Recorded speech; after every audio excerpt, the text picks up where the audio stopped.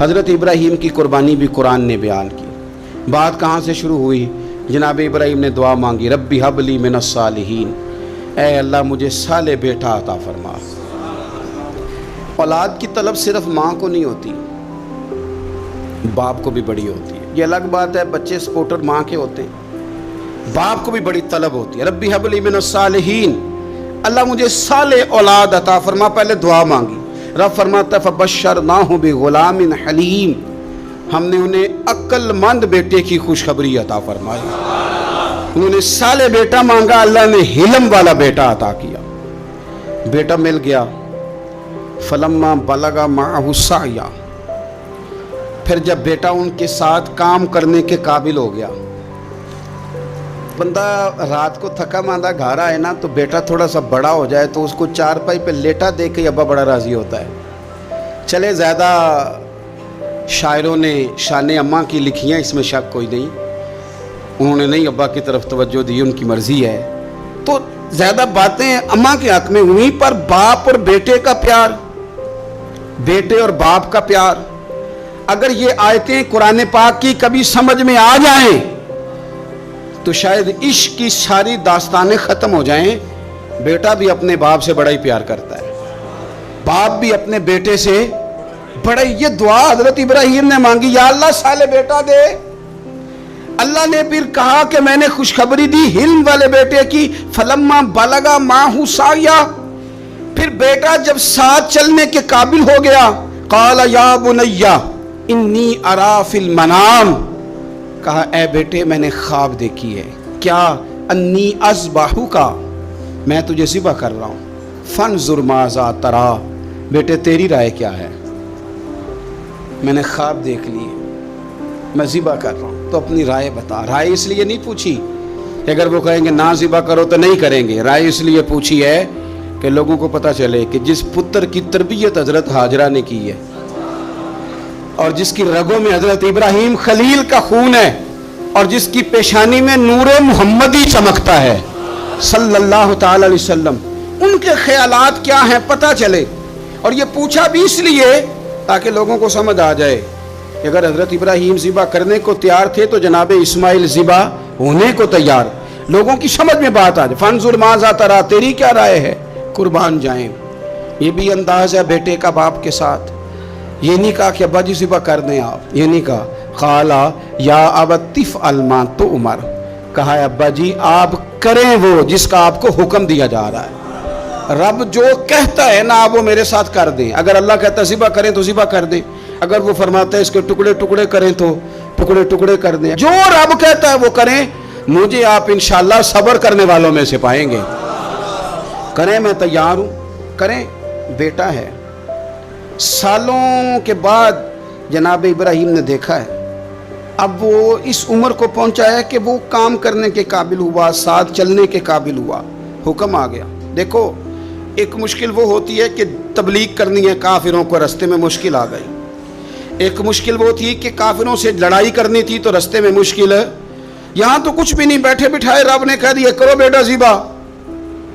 समझ आती है कि यारी तेरी सोना है पर अजमैशा भी तेरियां अग। ये सोना परखिया जामदा ही पहलो नाल लगा दे लग। वो अपने प्यारों को ना बैठे बिठाए भी इम्तिहान ले लेता है। कहा मैं तैयार हूँ, मुझे सब्र करने वालों में पाएंगे। फलम्मा अस्लमा वतल्लहु लिल जबीन, अल्लाह फरमाते हैं जब दोनों हुक्म मानने को तैयार हो गए तो बाप ने बेटे को पेशानी के बल लिटाया। शैतान बड़ा सर पिटाया, दौड़ा, मैंने तो गुमराह करना था आदम की औलाद को, ये क्या बना? अल्लाह की रजा के लिए बेटा तक कुर्बान करने को तैयार हो गए। दौड़ के जनाब हाजरा के पास गया। पता है आज क्या होने लगा है? पता है जनाब खलील कहाँ ले गए हैं जनाब इस्माइल को? कहने लगी सैरो तफरी के लिए गए हैं, यही हैं। कहने लगे नहीं, वो तो ज़िबा कर देंगे। जनाब हाजरा कहने लगी कभी बाप ने भी बेटे ज़िबा किए? का उनका गुमान है कि रब का हुक्म आया है। फरमाने लगी तुम मरदूद शैतान है, अल्लाह के नबी का गुमान नहीं होता, रब के नबी को वही आया करती है। दौड़ जा इधर से। अगर मेरे मालिक ने मेरी गोद का पाला मांगा है तो एक इस्माइल है, کاش میری گود میں ہزاروں ہوتے، میں ایک ایک کر کے سارے اپنے رب کے نام پہ قربان کر دے۔ دوڑ کے آیا جناب اسماعیل علیہ السلام، پتہ ہے آپ کے والد کہاں لے جا رہے ہیں؟ فرمایا یہیں سیر کے لیے۔ کہنے لگے نہیں، ان کو تو خواب آئی ہے، رب کا حکم آیا ہے، وہ تو ذبح کر دیں گے۔ تو فرمایا ٹھیک ہے، میرے والد ذبح کریں گے تو میں ذبح ہو جاؤں گا، آپ نے میری بات کو سمجھنا ہے۔ پھر حضرت ابراہیم کے رستے میں آیا، کہنے لگا اے ابراہیم، حضرت جبریل تو آئے ہی نہیں، آپ کو تو حکم حضرت جبریل کے ذریعے آتا ہے، آپ خواب دیکھ کے بیٹا ذبح کریں گے؟ روڑے اٹھائے، کنکر اٹھائے، زور سے مارے، وہ دوسری جگہ آ گیا، پھر کنکر مارے، پھر تیسری جگہ آ گیا، پھر کنکر مارے۔ کیا دنیا میں یہ بھی انداز بھی ہے کہ روڑے مارے تو عبادت کا ثواب ملے؟ آپ میری بات کو سمجھنا یار، روڑے مارو، روڑے کون مارے؟ حاجی صاحب مارے، ایک دفعہ مارے، کہا نہیں 3 دفعہ مارو، 3 دن مارو، آؤ روڑے مارو۔ یا اللہ، روڑے مارنا بھی عبادت ہے؟ پتھر مارے، کنکر مارے، فرمایا مارو نا، تمہیں پتہ نہیں نا کہ وہ ذائقہ کتنا ہے جب میرے خلیل نے میری خاطر روڑے مارے تھے، میری خاطر روڑے مارنا بھی عبادت قرار دے دیا۔ صحابہ نے پوچھا یا رسول اللہ، یہ جو ہم کنکر مارتے ہیں جمرات کو، اس کا بھی ثواب ہے؟ فرمایا یہ تو تمہیں میزان عمل میں قیامت کے دن پتہ چلے گا نا اجر کتنا ہے، یہ تو تمہیں تب پتہ چلے گا۔ روڑے مارے حضرت ابراہیم خلیل نے، فلما اسلم وتلہ للجبین، دونوں تیار ہو گئے، باپ نے بیٹے کو پیشانی کے بل لٹایا۔ مفسرین کہتے ہیں خود کہا تھا جناب اسماعیل نے، ابا جی سیدھا لٹا کے ذبح نہ کرنا، ہو سکتا ہے چہرہ دیکھیں تو آپ سے چھری نہ چلائی جا سکے، آنکھوں پہ پٹی باندھ لو، مجھے الٹا کر کے لٹا لو اور میرے ہاتھ پیر باندھ لو۔ بیٹے وہ کیوں؟ کہا آپ والد ہی نہیں، پیغمبر بھی ہیں، پیغمبر بھی جد الانبیاء ابو الانبیاء ابراہیم خلیل، ایسا نہ ہو کہ میں موت آتے وقت تڑپوں تو کچھ خون اڑے، تو میں اللہ کے نبی کی بے ادبی نہیں کرنا چاہتا، مجھے ذرا باندھ لے۔ باپ نے بیٹے کو باندھا، چھری پکڑ لی اور گردن پہ چلائی، فلما اسلم وتلہ للجبین۔ آپ کبھی مزہ تو لے ان آیتوں کا، دونوں تیار ہو گئے، باپ نے بیٹے کو گردن کے بل لٹا لیا، وَنَادَيْنَاهُ أَن يَا إِبْرَاهِيمُ، رب فرماتے ہیں ہم نے آواز دی اے ابراہیم۔ آپ کبھی دیکھیں کوئی بندہ کام کر رہا ہو تو پیچھے سے کوئی دیکھنے والا آواز، او ٹھہرنا ٹھہرنا ٹھہرنا، ذرا مزہ لے، وَنَادَيْنَاهُ أَن يَا إِبْرَاهِيمُ، اللہ فرماتے ہیں ہم نے آواز دی اے ابراہیم، قد صدقت الرؤیا، آپ نے تو خواب سچ کر دکھایا ہے، اے ابراہیم آپ نے تو خواب سچ کر دکھایا، اِنَّ كَذَلِكَ نَجْزِي الْمُحْسِنِينَ، ہم اسی طرح نیکوں کو بدلہ دیتے ہیں، اِنَّ هَذَا لَهُوَ الْبَلَاءُ الْمُبِينُ، بے شک یہ بڑی آزمائش تھی، بے شک یہ کھلی آزمائش تھی۔ میں نے کہا تھا قرآن کی آیتوں کا بھی مزہ لیا کریں، یہ کھلی آزمائش تھی۔ جب آزمائش لینے والا کہتا ہے آزمائش کھلی تھی اور دینے والے نے سچ کر دکھائی، تو پھر حضرت ابراہیم کی شان دیکھی نا کتنی بلند ہے۔ لینے والا کہتا ہے آزمائش کھلی تھی، وَفَدَيْنَاهُ بِذِبْحٍ عَظِيمٍ، اور ہم نے انہیں بچا لیا فدیے میں عظیم ذبیحہ دے کر۔ اللہ نے نا پھر دمبا بھیجا جنت سے، حضرت ابراہیم نے چھری چلا دی تھی، روکی کوئی نہیں، چھری چلا دی، اور جب پوری طرح ذبح ہو گیا تو آنکھیں کھولی تو آپ نے دیکھا کہ نیچے دمبا ذبح ہوا پڑا ہے اور جناب اسماعیل دور کھڑے مسکرا رہے ہیں۔ تو حضرت ابراہیم کی زبان سے نکلا اللہ اکبر، اللہ اکبر۔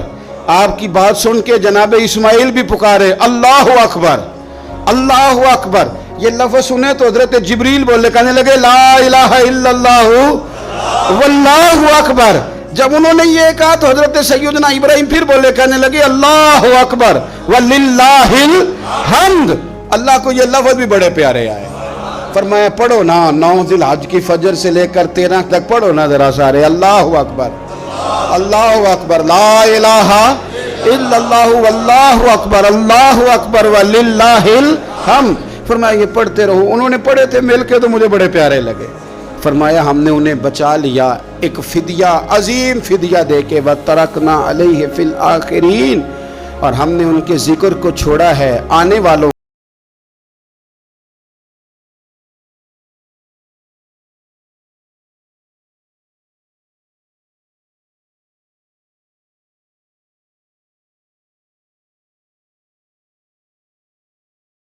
सलामुन अला इब्राहिम, कुर्बान जाए, सलामुन अला इब्राहिम। क्या बात कहाँ खत्म हो रही है, कहाँ पहुंच रही, क्या अंदाज। सलामुन अला इब्राहिम, सलामुन अला इब्राहिम, फरमाया सलाम हो इब्राहिम पर, सलाम हो इब्राहिम पर, सलाम हो। हुजूर फरमाने लगे, गुलामों याद रखना कुर्बानी हजरत इब्राहिम का तरीका है। अल्लाह तबारक व तआला ने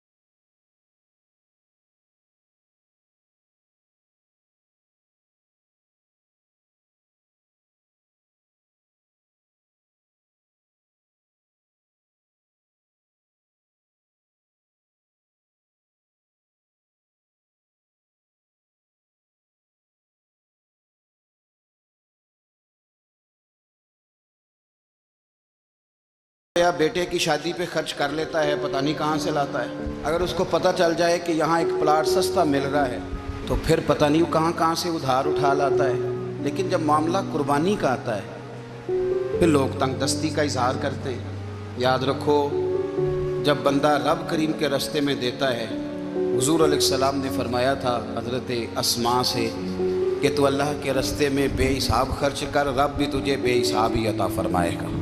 कुर्बानी के लिए शौक़ पैदा करें, ज़ौक़ पैदा करें और दिलचस्पी पैदा करें। ये बात ठीक है कि कुर्बानी साहिब इस्तिताअत पर फ़र्ज़ है, लेकिन उसके लिए शौक़ पैदा करें। एक है कुर्बानी करना और फिर एक है कुर्बानी के गोश्त को तकसीम करना। कुर्बानी का सारा गोश्त घर में रखना जायज़ है और जब तक आपका दिल करे आप वो गोश्त खाएँ, शरीयत आपको मना नहीं करती। लेकिन मेरा ये सवाल है कि कुर्बानी ज़ाहिर है वही लोग करते हैं ना जिनके पास ताकत होती है, तो सारा साल गोश्त खाते हैं। तो मतलब सारा साल अगर आप गोश्त खा रहे हैं तो फिर आप मेहरबानी फरमाएं, ये तो अल्लाह के रास्ते में है तो कोशिश करें ये तकसीम हो जाए। कुछ लोग शापर लेके गोश्त लेने आ जाते हैं, उन तक मेरा ये पैगाम ज़रूर पहुँचाएँ कि उनके लिए सवाल करना जायज़ ही नहीं। शरीयत ये कहती है कि जिसके घर में एक वक्त का खाना मौजूद हो, सुबह का उसके घर में खाना मौजूद है एक टाइम का, उस बंदे के लिए किसी के सामने हाथ फैलाना जायज़ है। इतना भूखा आदमी कि जिसके पास अब खाना ही नहीं है, एक वक्त का भी वो सवाल कर सकता है। छोड़ें, सारा साल अगर हम किसी अमीर से लेके नहीं खाते तो क्या घर में हंडियाँ नहीं पकती? बिल्कुल नहीं सवाल करेंगे, कतन कोई ज़रूरत नहीं, ये जायज़ ही नहीं है सिरे से। آپ کو کس نے اجازت دے دی خالی گوشت کی خاطر؟ جہاں اللہ تعالیٰ آپ کو مرچ دے رہا ہے، نمک دے رہا ہے، گھی دے رہا ہے، گھر رہنے کے لیے دے رہا ہے، وہ رب کریم 1000 روپے کا گوشت بھی عطا فرمائے گا۔ اور اس سے اگلی بات یہ کہ شکوہ بھی نہیں کرنا کہ فلانے نے اتنی قربانیاں کی تھی تو پتہ نہیں کہاں لے گیا ہے۔ اس نے کی تھی نا، پیسے کس کے تھے، ذبح کس نے کیا، تو آپ ذمہ دار ہیں کہ وہ کدھر لے کے گیا ہے۔ یہ بحث کرنے کی بھی اجازت دین ہمیں نہیں دیتا، تنقید کی بھی اجازت دین ہمیں۔ اس بات کو بھی ضرور ذہن میں رکھیں کہ ہم کہتے ہیں میں نے ابا جی کی اس سال کرنی ہے، اور پھر اگلے سال اماں جی کی کرنی ہے، اور پھر اس سے اگلے سال میں نے اپنی کرنی ہے۔ جس بندے کی جیب میں پیسے ہیں قربانی اس پر واجب ہے، اس کے ابا جی پر واجب نہیں۔ اگر ابا جی کے پاس الگ پیسے ہیں تو ابا جی پر قربانی واجب ہوگی۔ ہاں، اگر آپ کی جیب اجازت دیتی ہے تو آپ 3 قربانیاں خریدیں یا بڑے جانور میں 3 حصے ڈالیں، تو اب آپ 2 والدین کی ہو گئی، 1 آپ کی اپنی ہو گئی۔ لیکن جب تک آپ پر واجب قربانی آپ نہیں دیتے تب تک والدین کی قربانی دینا درست نہیں ہے، کیونکہ یہ دین میں واجب ہے۔ جو نماز آپ پہ فرض ہے وہ آپ نے پڑھنی ہے، اور جو ابا جی پہ فرض ہے وہ ابا جی نے پڑھنی ہے۔ اس مسئلے کو بھی ضرور ذہن نشین کریں۔ اس سے اگلی بات جو اور زیادہ ضروری ہے اس کا ضرور خیال فرمائیں۔ حصے ڈالے جاتے ہیں قربانی کے حصے، تو 6 حصے ہو گئے، اب 7واں حصہ مل نہیں رہا، تو ایک تگڑے سے بندے کے پاس جا کے مالدار سے کہا کہ جو سب حصہ ڈال لیں، ایک حصہ کم ہے۔ چودھری صاحب کہنے لگے کہ میں نے تو پہلے بھی 4 بکرے لیے ہوئے ہیں، تو چلو اگر تم کہتے ہو تو چلو بڑا گوشت آ جائے گا، ٹکے ہی بنا لیں گے، چلو بڑا گوشت بھی 10 کلو آ جائے گا تو کباب کے لیے رکھ لیں گے، چلو رکھ لو حصہ۔ اب 6 بندوں کی نیت قربانی کی، 7ویں کی گوشت کی، اس کی نیت قربانی کی، پچھلے 6 کی بھی قربانی نہیں ہوگی، وہ بھی گئے کام سے۔ آپ اس بات کو سمجھیں کہ قربانی کا مطلب یہ ہے کہ خالص اللہ کی رضا کے لیے مخصوص وقت میں مخصوص جانور ذبح کرنا۔ اس لیے یہ ضرور توجہ کریں اس بات پر کہ ہم کئی لوگوں کو فورس کر کے شامل کر لیتے ہیں۔ بندہ مالدار ہوتا ہے، وہ بھی کہتا ہے چلو ٹھیک ہے کوئی حرج نہیں، لیکن وہ نامینیٹ کرے گا۔ اگر اس نے اپنی قربانی رکھ لیا تو پھر وہ بتائے گا یہ قربانی کس کی ہے، والدین کی ہے، کس کی ہے۔ تو قربانی اس ترتیب سے کریں کہ اس کے سارے مسائل سے آگاہی حاصل کریں۔